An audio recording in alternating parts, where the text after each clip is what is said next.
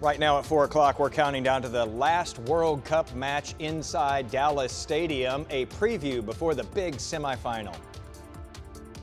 I couldn't see anything. It's pitch dark. I crawled down 3 flights of stairs. A fire forces Dallas residents out of their homes, what we're learning on the scene there, and what help might be available. And we're hitting triple-digit temps here in North Texas, and the roads are buckling in some spots as a result of that. We'll get into that as well. We start on a very sad note this afternoon, though, in Louisville, where police say they found the body of a fetus along the shoreline of a city park this morning.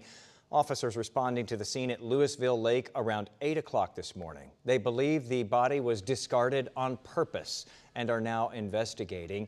If anyone knows what may have happened, you're asked to call Louisville Police or to just make an anonymous tip with the Denton County Crime Stoppers. Dozens of people were forced out of their homes early this morning after a condominium in North Dallas caught fire. Rebecca Lopez has been on the ground today speaking with investigators about what happened and what residents who lost everything will do next. Firefighters have been out here most of the day and throughout the morning putting out hot spots. You can see them still behind me putting out some of this fire. It was a massive fire that ripped through this apartment complex, this condominium building, actually causing devastating damage for the residents here. Dallas Fire Rescue says crews were called here to the Cambridge Park condominiums just after 1 o'clock this morning. When firefighters arrived, flames were already shooting through one of the 3-story buildings. The fire spread so quickly, crews had to fight it from the outside. A second alarm was called almost immediately, followed by a third alarm as flames raced through the roof. About 60 to 70 firefighters responded. Officials say parts of the roof collapsed. At least 24 condominium units were destroyed, and more than 45 people are now without a home. One resident told us he barely made it out before watching everything he owned go up in flames. So I got up, came out, opened my door, the whole hallway full of smoke. So the only thing I could do is just run out. When I got down to this part of the apartment, I heard something fall. Boom! The Red Cross is now helping those displaced residents with emergency shelter and other immediate needs. Firefighters and investigators are still out here trying to determine exactly what caused this blaze. In Dallas, I'm Rebecca Lopez. Back to you. H-E-B in Fort Worth is now closed today as investigators are still trying to figure out what started a fire inside the store. Shoppers were rushing out as the smoke, as you see, was spreading through the inside of that store. More than 100 firefighters were called in to battle that blaze. We still don't know how long that store is going to be closed, but we understand that the drive-through pharmacy is not impacted by this. One really good note here, thankfully, no one was injured in all of that. We got another hot weekend in store here in North Texas. You know that just looking at the calendar. But do we have any storm chances that might cool things down a bit? Senior meteorologist Jesse Hawila is here with our very first look at that.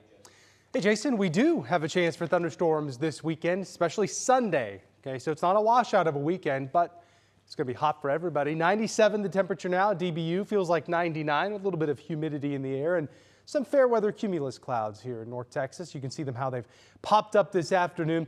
No rain here in North Texas. You start to see a little indication of a sprinkle or two south of Palestine. That's really about it. And as we go through the rest of this evening, we remain dry. We remain very warm and breezy too. South winds 10 to 25 through the evening. So if you have any Friday night plans, it's warm, it's muggy, it's breezy. We only fall to 80 degrees. That's it. Warm start to the day tomorrow as we're back to very close to 100 degrees. Saturday's high 99, Sunday 96. Sunday comes with a slightly better chance for scattered showers and storms. So Saturday's chance, it's not zero, but it's a low chance. Sunday, a little bit better of a chance. I've got the timeline for you coming up.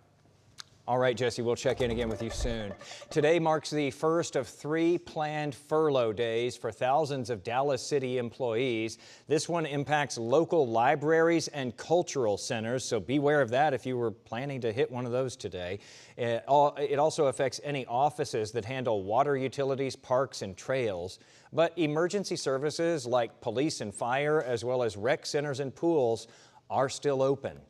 The city says each of these furlough days saves up to $1.4 million. Dallas is having to do this because the city is facing a $30 million deficit this fiscal year. And it doesn't get a whole lot better from here. In fact, it gets worse. The city is projecting to be in a $50 million hole by fall, so they're going to have to do something next year as well. Those next 2 furlough days will be happening in September. Most non-uniformed city employees will be forced to take 3 unpaid days off over this several-month period in order to help the city save that money. Join us this weekend on Inside Texas Politics. We are looking at that issue, the big furlough issue here in Dallas, as well as other big political stories all around the state this week. A lot happening with data centers in particular. All right, let's take a live look out there at the roadways this afternoon. Nothing too terrible to report this afternoon as far as traffic goes. If you're driving the Dallas North Tollway this weekend, though, oh yeah, expect some delays there. The North Texas Tollway Authority is resurfacing the bridge over Inwood Road, which will cause several lane and ramp closures starting tonight. That includes the northbound exit to Galleria Drive and Alpha Road, plus the I-635 direct connectors to southbound DNT. It's a lot to take in, but the NTTA says those message boards are going to be out there helping to guide drivers through all of that work. The road to the World Cup semifinals runs through North Texas. I'm at Fan Fest here at Fair Park. I'll give you a look at how fans are enjoying today's game.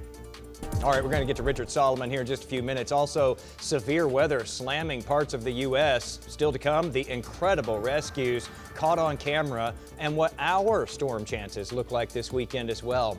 Plus, investigators say the man killed by a federal officer during a traffic stop in Houston was not the intended target. We'll bring you the latest there.